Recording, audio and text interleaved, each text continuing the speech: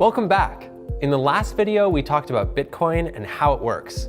Today, we're going to talk about the technology that underlies it, blockchain. Understanding blockchain is the key to understanding how all these cryptocurrencies really work. As the name suggests, a blockchain really is just a chain of blocks. It may sound simple, maybe even moronic, but I'm going to prove it to you. Just watch.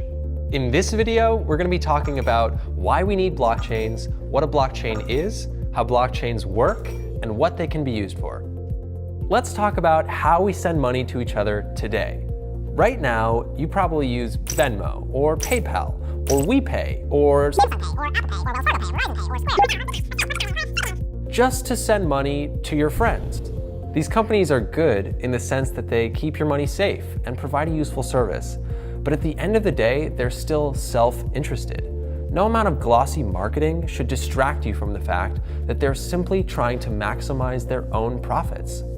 Unfortunately, sometimes that's at your expense. We see this in the form of lengthy transaction times, high fees, and other red tape. But what other option do you have? You know where I'm going with this. Blockchain allows you to safely send money to your friends, all without using a third party like a bank. The middleman is completely removed. That's a whole new ball of worms. That's a whole new can of wax. Sliced bread. But how can blockchain actually replace these services? What is a blockchain? To put it simply, a blockchain is a public distributed ledger. Okay, great guys. I think they probably got it. Video's done. So we'll take lunch now. All right, let's actually explain this. In the last video, we talked about ledgers, which are essentially lists of who owns what. The payment processors, like the ones I just mentioned, keep their own top secret ledger. Blockchain systems work a little differently.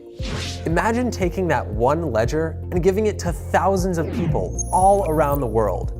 Each person maintains their own copy and checks it against everyone else's to make sure that no fraud is happening. This is all done using specialized computer software. So, if I were to go into the ledger and give myself 1 million Bitcoins, everyone else with a copy would know that transaction is fake, and they'd think I'm a big jerk. And they'd be right, and that hurts. To sum up, we've taken the private ledger and made it public. Blockchains are decentralized. The network is made up of completely unrelated individuals, and no one entity holds all the power. That's an important point. Blockchains are decentralized and global. Okay, so we have the main idea down.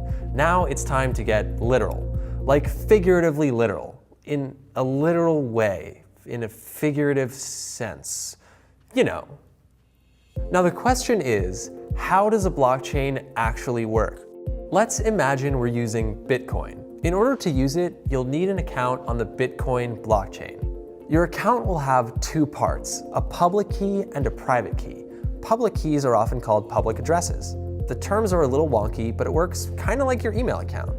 You share your email address with people so they can send you information, memes, spam, invitations to things you don't want to go to, etc.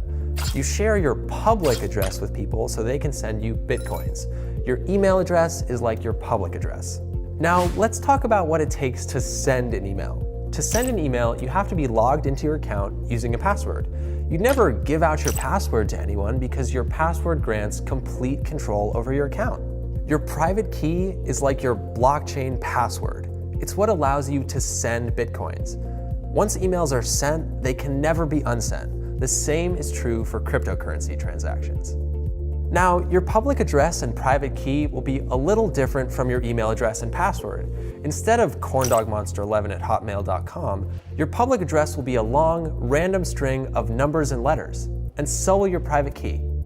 So imagine you're a plumber, and you want to buy some new plums for plumbing. But you're a hip plumber, so you use Bitcoin. What happens to that transaction? Well, your transaction is broadcasted to and received by each computer on the global blockchain network. Once your transaction is verified as non-fraudulent, people called miners come in and do the heavy lifting with fancy number crunching computers. Miners do two special things, both of which are extremely important. They take valid transactions and group them into what are called blocks, and then they add those blocks onto the official public ledger. Here's the thing. Actually adding a block to the official public ledger requires a great deal of energy and computational work. To find out why, check out our in-depth section on mining. So anyway, why would miners go through all that trouble and work just to add a block to the blockchain? It takes time, effort, and electricity. Well, when miners add a block to the blockchain, they are rewarded with newly generated bitcoins. That's the incentive. Mine a block, get some bitcoins. Here's an important point. Each block is permanently linked to the one that came before it, so that no one can go back in time and add a fake transaction. The blocks are so permanently linked that they're almost like an unbreakable chain. So a blockchain is just like a chain of blocks after all. Who knew? Well, I did. And now you do, you also do. Block plus chain equals blockchain.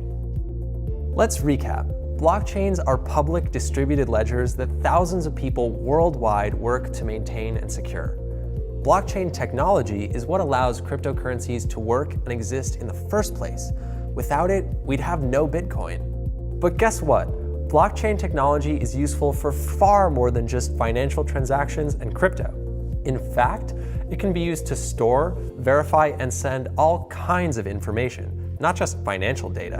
And that's why people all over the world are so excited about this technology and why we're exploring so many new use cases for it. Before moving on, take the quiz below to test out your blockchain knowledge, and then move on to the next lesson, Ethereum 101. We'll see you there.